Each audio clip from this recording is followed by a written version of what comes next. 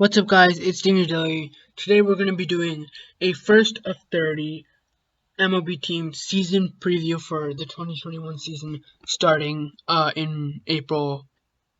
So the first team is the San Francisco Giants. So pretty much I'm going to be breaking down their offseason, who they got, who they lost, their rotation, and their projected starting lineup. And then at the end I'm going to give a prediction on where they will be in the NL West. Before I start, make sure you guys click that like button and subscribe if you're new. We're doing this for 30 teams once every day, daily uploads for a whole entire month. So make sure you guys also click the notification bell so you do not miss out. So the first move of the offseason for the Giants was extending the qualifying offer to Kevin Gausman, which he accepted. They then went and got Alex Wood and Anthony DeSclafani for the rotation, which are pretty much locks. Then they got Kirk Casale for backup catching depth. They got Tommy La Stella, who should be playing a bunch of utility infield. And then for the bullpen, they got Matt Whistler, John Brebbia, and a very underrated option, Jake McGee. Other than that, the Giants didn't lose anyone extremely significant. So next I'm going to be talking about the rotation. So right now the rotation stands as number 1 Kevin Gausman, then Johnny Cueto, then you got for me number 3 personally is Anthony DeSclafani, but honestly you can go in whatever order you like and you could switch him with Alex Wood, who's going to be at number 4. And right now the front runner to land the 5th spot is probably Logan Wood in my opinion. But the Giants do have a young arm coming up, so he might be in the rotation for years to come. So about this rotation, Alex Wood didn't pitch much in 2020. He pitched more of a bullpen role for the Dodgers, but he did get that World Series ring. DeSclafani had a 7.22 ERA year and a 5.52 SIERA, and he only pitched 33 innings, so 7 starts and 2 relief appearances. Johnny Cueto, he's 35 years old, and he is really good. Well, he was really good. We don't exactly know how great he is now, but he's shown glimpses of his past self. And Kevin Gausman, the guy they got on the qualifying offer, is their number 1 starter, and that's the rotation. Next, we're going to talk about the lineup and the depth chart. After that, we're going to be talking about young prospects to look up who probably will debut in 2021. Alright, my bad. Before we move on to the lineup, I forgot to talk about the bullpen. So, the bullpen, you got a bunch of guys from Caleb Barger, Jalen Garcia, Tyler Rogers, Sam Selman, Trevor Gott, Wandy Peralta, Reyes Moronta, John Brebbia.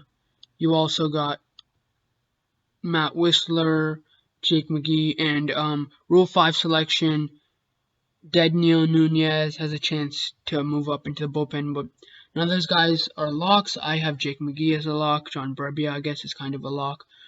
Matt Whistler, you could say, and a bunch of the guys I've previously listed. They're going to all be competing for the main bullpen spots this spring training, so watch out for that if you're a Giants fan and who's going to be good for the bullpen. Now, actually, at catcher, you got young prospect Joey Bart. Obviously, Buster Posey opted out in 2020. He's coming back, but I see Joey Bart getting most of the reps at catcher. I see Buster Posey taking a veteran role and helping lead him. And you also got Kirk Casale if you need 4 extra depth, I guess. At first base, they got Brandon Belt, who had a pretty good year in 2020. He kind of rebounded from a couple bad offensive years. Backing him up, you got Wilmer Flores and Darren Ruff. Second base, Donovan Solano. He's been pretty good for them. And then obviously Tommy La Stella can play there. Mauricio Dubon, Wilmer Flores. So they have a lot of versatile guys who can play a bunch of positions. So if one player gets injured. other people can come and slot in at different positions. At third base, you got Evan Longoria and Tommy La Stella. So, like I said, Tommy La Stella isn't a guaranteed starter, but because a lot of the old guys on the Giants had kind of breakout seasons in 2020, some of them. La Stella, he can get some reps on people's off days, and just depending on his performance, he could slot into the starting lineup. At shortstop, you got Brandon Crawford, Mauricio Dubon, and Donovan Solano. Brandon Crawford, he had a pretty good year in 2020. Definitely did better than his previous years. He's always been a not great hitter, but he's been a decent fielder. But he took a pretty good leap forward, and I like to see that out of Brandon Crawford. He is 34 years old, though. Alright, next. Left field, you have Alex Dickerson and Mike Yastrzemski. Now, Alex Dickerson had a pretty monster 2020 season. He's 30 years old. He was in the minors for a while, but he finally got his actual chance now in 2020. But he hit 10 homers, around 30 RBIs, around a 300 average. So best showing of himself yet. And I think him and Yastrzemski are gonna rule that outfield for a while in San Francisco. In center field, you got Mauricio Dubon. 2019, he had a pretty solid year, but 2020, he stepped up at the plate, just got more on base, more RBIs. And then, next position, we got right field, we got Mike Yastrzemski, who's gonna be the leader of this team. He's a really good player. He is a bit older, but he got called up recently, and he has been really good. He is my MVP for them this season. For the team, Mike Yastrzemski. Backing him up, you got Austin Slater and Steven Duggar. So that's about it for all the position players. Now I'm going to talk about two prospects who might come up for the team in 2021. And then at the end, I'm just going to give one final overview and predict where they would stand in the NL West. The San Francisco farm system is pretty good. So a couple of guys who can make their first appearance for the Giants in 2021 are Heliot Ramos. He's a pretty solid all-around outfielder, and he's gonna look like an everyday player for years to come. After Alex Dickerson is 30, so I feel like Heliot Ramos could be a pretty good player for the Giants for a while.